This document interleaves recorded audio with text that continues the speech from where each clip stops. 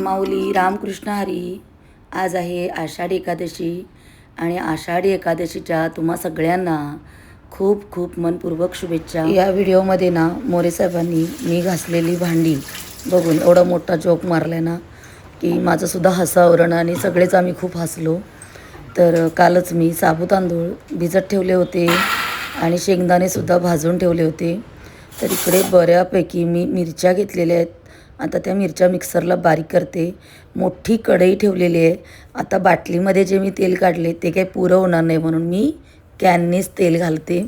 तर साबू तांदूळ बघा अगदी मोठे मोठे म्हणजे कुक्करचे डबे होते. तर त्याच्यामध्ये मी साबू तांदूळ भिजत घातलेले आहेत. कढईमध्ये तेल घातले आणि तेलामध्ये हिरव्या मिरचीची पेस्ट घातलेली आहे. कारण कसं होतं उपवासा दिवशी अधरून आपलं डोकं दुखतं किंवा आपल्याला भूक लागते. थोडं तिखट आणि चरचरीत खाल्लं ना की पित्त वगैरे होत नाही आपल्याला. म्हणून मग इकडे बटाटेसुद्धा बघा चांगले 1.5 किलो बटाटे उकडलेले आहेत आणि साबू तांदूळ जवळजवळ 2 किलो साबू तांदूळ मी भिजवलेला आहे. कारण प्रत्येक वर्षी एकादशीला मी प्रसाद म्हणून खिचडी वाटत असते. सगळ्यांचे उपवास असतात. तर त्यासाठी इकडे मिरची घातली आणि मिरची घालून झाल्यानंतर लगेचच उकडलेला बटाटा घातला आहे. आणि इकडे मी कुठल्याही प्रकारचे जिरे किंवा कोथिंबीर आलं असं काही वापरणार नाही आहे. कारण एकादशी आहे. फक्त मी हिरवी मिरची त्याच्यावरती बटाटा आणि सेंदव मीठ. आता साबूत खिचडी बनवली की मोरेसाहेबांना कंटेनर भरून देणार. मग मोरेसाहेब जाणार वाटायला. कारण मला घरातलं करायचं आणि मग बाहेर जायचं वाटून यायचं एवढं सगळं शक्य होत नाही. कारण भांडी वगैरेसुद्धा खूप पडलेली असतात. तर तीसुद्धा मला सगळी करायची असतात. तर इकडे आता मी लगेचच कंटेनर भरून मोरेसाहेबांना पिशवी भरून देते. कारण मला लगेच भाजी आणायलासुद्धा जायचं आहे. कारण उद्या द्वादशी आहे. परत सोमवार मंगळवार वगैरे तर भाज्या नाही आहेत. कंटेनर भरते आणि मोरेसाहेबांना पिशवीत घालून देते. आणि मग मोरेसाहेब आले की आम्हीसुद्धा खिचडी खाऊन लगेचच आम्ही भाज्या आणायला मुलुंडला जाणार आहोत. तर काही कंटेनर मी भरेन, काही कंटेनर मोरेसाहेब भरतील. आता मी चाललेले आहे. खिचडी फक्त बनवली. खिचडीचं वाटप वगैरे झालं. आणि आता मी आणि मोरेसाहेब उद्या द्वादश आहे तर स्वयंपाक बनवायला भाजी पण पाहिजे. म्हणून मग भाजी आणायला चालले. चला तुम्हाला आजची पूजा दाखवते माझी कशी आहे. अगदी विठ्ठल रुक्माईची मूर्ती, स्वामींची बघा पूजा झालेली आहे. छान सगळ्यांना सजवलंय. नैवेद्याला इकडे साबुदाणा खिचडी ठेवली आहे देवाला. अशा प्रकारे पूजा झाली. जात आहोत भाजी आणायला.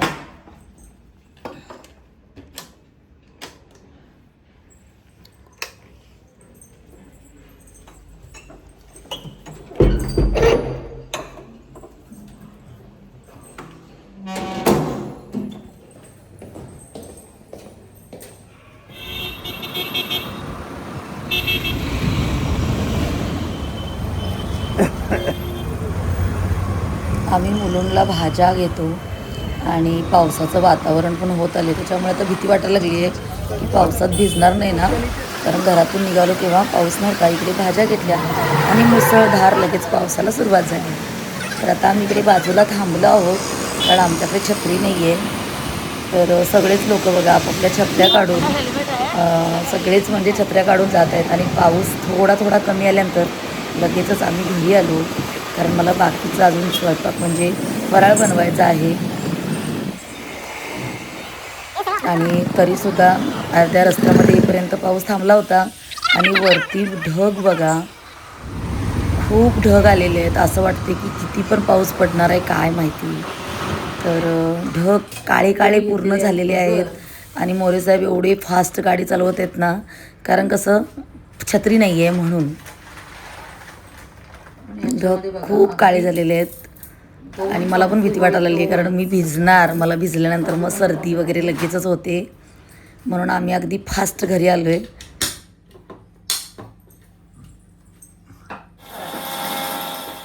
तर इकडे मी भगर आणि साबू तांदूळ हे बघा इकडे बारीक करून घेतलेलं आहे. आज खूप पसारा झालाय ना. सगळं बनवायचं ना एवढं म्हणून याच्यामध्ये मीठ घालव. मीठ आहे, दही,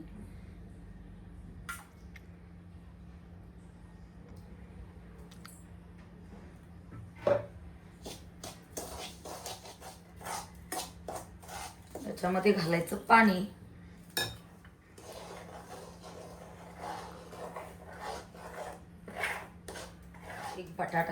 बटाटे मी सकाळी सगळे उकडून घेतले होते. तुमच्याकडे जर उकडलेला बटाटा नसेल तर तुम्ही कच्चा बटाटा सुद्धा घालू शकता. आता ह्याला आपण रेस्ट करत ठेवूया एक 10-15 मिनिटं. त्याचं मी काय काय बनवणार ते तुम्हाला दाखवेन नंतर थोड्या वेळाने. आता हे जे साबू तांदूळ आहेत ना, म्हणजे हे भिजलेलेच आहेत, पण हा अख्खा साबू तांदूळ जो आहे ना तो काय होतो तेलामध्ये फुटतो. म्हणून आपण काय करायचं, ह्याला थोडासा फिरवून घ्यायचा. हे बघा थोडेसे मी 4 दाणे ठेवले आणि याच्यामध्ये हा बटाटा घालतो. तर बघा हे अशा पद्धतीने झालेलं आहे. याच्यामध्ये चवीनुसार आणि हा शेंगदाण्याचा कूट. हे जे उरलेले साबू तांदूळ आहेत ना हे थोडे आपल्याला घालायचे. थोडा आपण काय करायचं, तेलाचा हात किंवा तुपाचा हात लावायचा. मिरचीचं वाटण म्हणजे सकाळी जे आपण केलं होतं ना, आता याच्यामध्ये थोडंसं मी खोबरं घालते. शेंगदाणे, थोडंसं पाणी घालूया.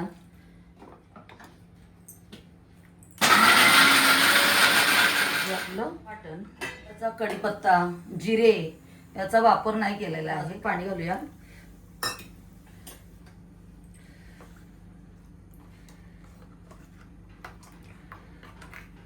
अगदी तेलावरच बेगावी राहणार आहे. काही लोक कोथिंबीर खातात, जिरे खातात, आलं खातात, पण उपवास म्हटलं ना तर ह्या गोष्टी ॲक्च्युली खाल्ल्या नाही पाहिजेत. आणि त्याच्यामुळे मी कुठलंही ह्याच्यामध्ये असं काही घातलेलं नाही आहे. तर हे आपण बनवलेलं आहे शेंगदाण्याची आमटी, म्हणजे वरीच्या भाताबरोबर खायची आमटी. आता याच्यामध्ये हा उकडलेला बटाटे मी घालते.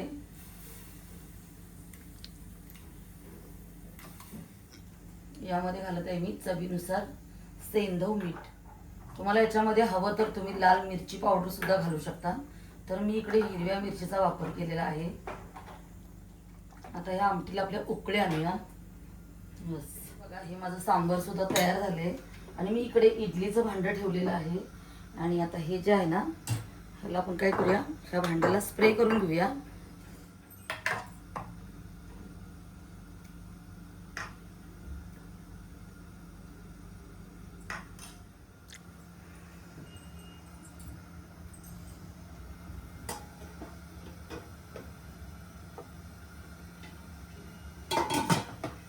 सांबर पाहू शकता, हे इकडे तयार झालेलं आहे. तर हे बाजूला ठेवायला काही हरकत नाही आहे. तर हे आता आपलं बाकीचं पीठ जे उरलेलं आहे, चिली फ्लेक्स आहे ना, तर हे आपल्याला थोडं घालायचं आहे. मीठ तर आपण घातलेलं आहे याच्यामध्ये. आप्पे पात्र आहे ना त्याला सुद्धा आता आपण तेल लावून घेत आहे. उपवासाची इडली तर तुम्ही बघितली, तर त्याच्यामध्ये मी सोडा सुद्धा घातलेला नाही आहे. कारण मी कधी इडली वगैरे बनवते ना तर कधी सोडा घालतच नाही. अशा पद्धतीने आपली इडली आणि आप्पे इकडे होत आहेत. मिक्सर जार, तर याच्यामध्ये बघा मी ही भगर घेतलेली आहे. आपण जरा गॅस बारीक करूया. आणि याच्यामध्ये अगदी बघा चमचाभर साबू तांदूळ घातलेत. हे आपल्याला वाटून घ्यायचे आहेत. आणि ह्या वऱ्या ज्या आहेत ना म्हणजे भगर, तर याचं आपल्याला काय करायचं आहे, याचा आपल्याला भात बनवायचा आहे. तर पहिला हे मिक्सरला लावून घेते मी.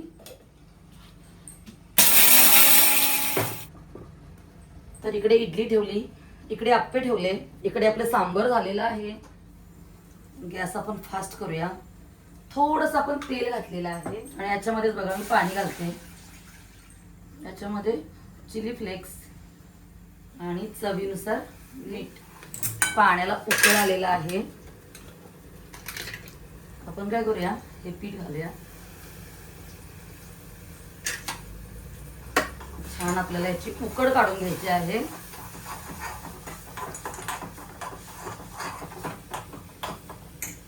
गॅस करूया आपण. छान हे फुलू द्या. म्हणजे इकडे घ्यायचं आपल्याला दही ह्याच मिक्सर जारमध्ये. शेंगदाणे मी असे पिशवीतच ठेवले. त्यात बघा शेंगदाणे घेते.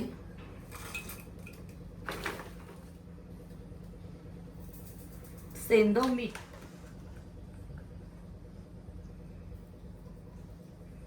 लाल मिरची पावडर ची तयारी करतोय आपण. बघा आपली जी चटणी आहे ती छान तयार झाली आहे. या चटणी बरोबर तुम्ही आपले अप्पे खाऊ शकता, इडली खाऊ शकता, डोसे खाऊ शकता, वडे खाऊ शकता, आणि बाकी तुम्हाला म्हणजे उपवास होता तर काही ज्या असेल तर ह्या चटणीमध्ये तुम्ही खाऊ शकता. तर आपले अप्पे जे आहेत ना ते आपल्याला काय करायचं आहे, पलटायचं आहेत.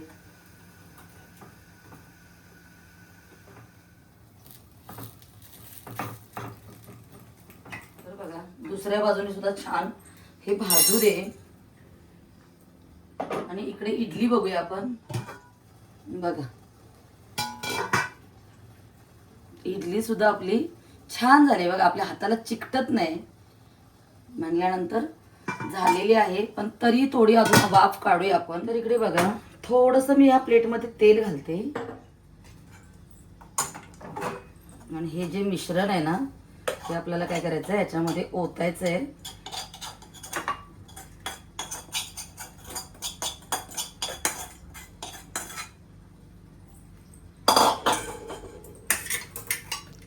याच्यामध्ये थोडासा शेंगदाण्याचा कूट, याच्यामध्ये काय करूया आपण, थोडा बटाटा घालूया.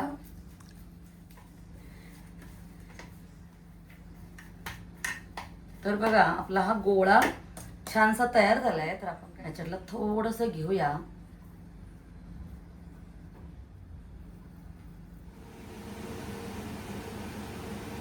इकडे बघू बघा आपले जे मेदूवडे आहेत ना उपवासाचे, हे सुद्धा इकडे तयार झालेत.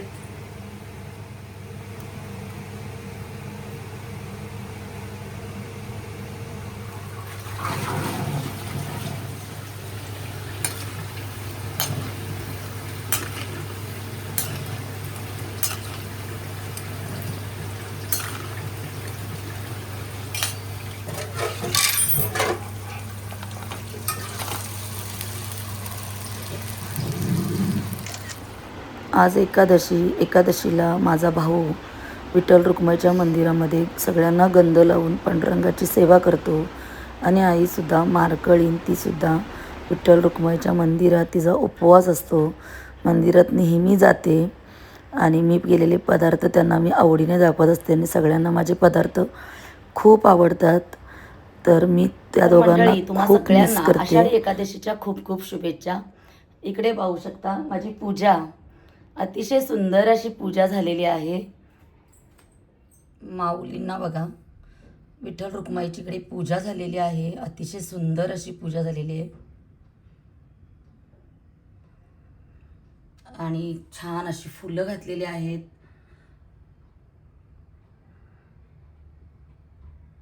आणि जी विड्याची पानं आहेत ना, विड्याच्या पानावरती सगळ्या देवांना मांडलेलं आहे. फराळ मी तुम्हाला दाखवते, आजचा जो फराळ बनवला आहे.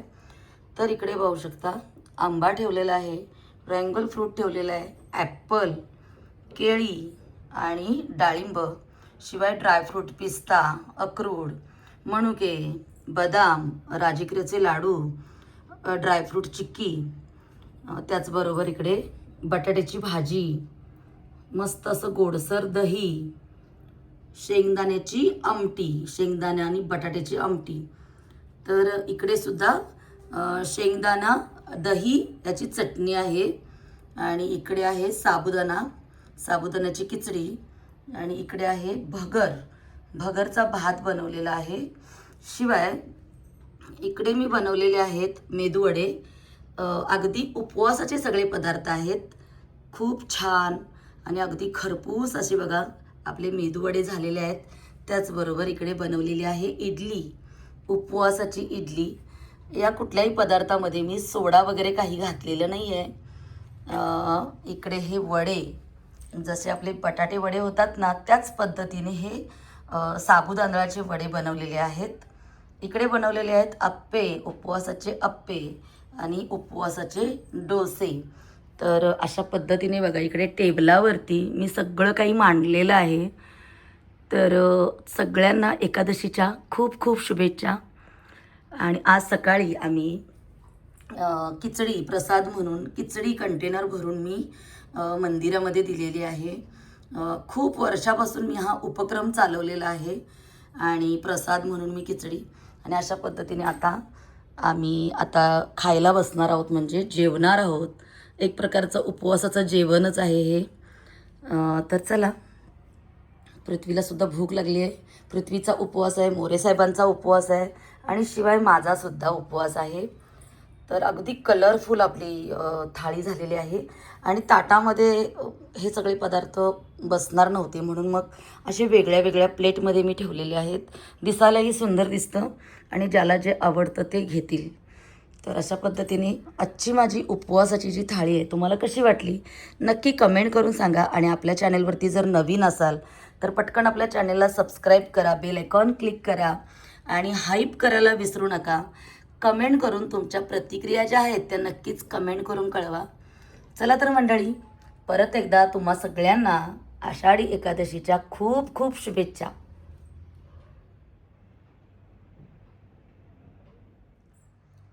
बापरे, एवढे पदार्थ. काय खाणार आहेस तू? सगळं चांगलं असतं. हे काय आम्ही इडली, कशाची? उपवासाची इडली. हे आणि हे काय? ते मेदूवडे, अप्पे, डोसे, हे भगर भात, हे काय? खिचडी, बटाट्याची भाजी, बापरे, एवढे सगळं पदार्थ. दही, हे ड्रायफ्रूट वगैरे, ड्रायफ्रूट, फळं. मला खतरनाक मम्मी, खूप टेस्टी बनवलं. हा ना, जेवायला घ्या लवकर. किती वेळा थांबणार आहे सा? एवढी मोठी भांडी असं वाटतं मोठं कॅप्टर सांगितलं मी कॅप्टर कामालाच आहे आता रिटायर झाल्यावर. अरे बापरे, अवघडच आहे. भांडी तर आम्हीच घासली ना. पण ते वाटतंय असं कॅप्टर कामाला. हे सगळं संपवा ते आता. हा, नाही सगळे संपवा आता.